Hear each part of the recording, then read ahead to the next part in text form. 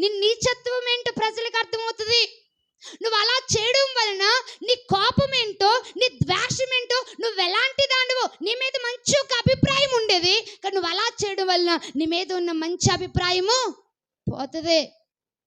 మంచి అభిప్రాయం తొలగిపోయి, ఓ ఈవిడ ఇలాంటిదా, ఇంతవరకు ఒక మంచి అభిప్రాయం ఉంది ఈవిడ మీద, ఇంతవరకు ఒక మంచి అభిప్రాయం ఉంది ఇతని మీద, కానీ నీ చేతల వలన, నీ యొక్క విషపు చూపు వలన, నీ ద్వేషపు చూపుల వలన, నీ ద్వేషపు మాటల వలన, నీ ద్వేషపు ప్రవర్తన వలన నువ్వేంటో ప్రజలకి అర్థమవుతుంది. నీ చెడుతనము నువ్వే బయట పెట్టుకుంటున్నావు, ద్వేషిస్తున్నావు, ద్వేషిరాలుగా మారిపోతున్నావు.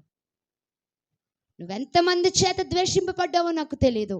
ఒకవేళ నువ్వు ద్వేషించే దానివిగా కాకుండా ద్వేషణకు గురైన వ్యక్తివైతే దేవుడు మాట్లాడుతున్న మాట ఏంటో తెలుసా? అలా ద్వేషింపబడుతున్న వారి నిమిత్తము దేవుడు మాట్లాడుతున్న మాట, ద్వేషించే వారందరి చేతుల నుండి తప్పించి ఆయన ఏమి ఇచ్చాడట? రక్షణ ఇచ్చెను. దేవునికి స్తోత్రం కలుగును గాక.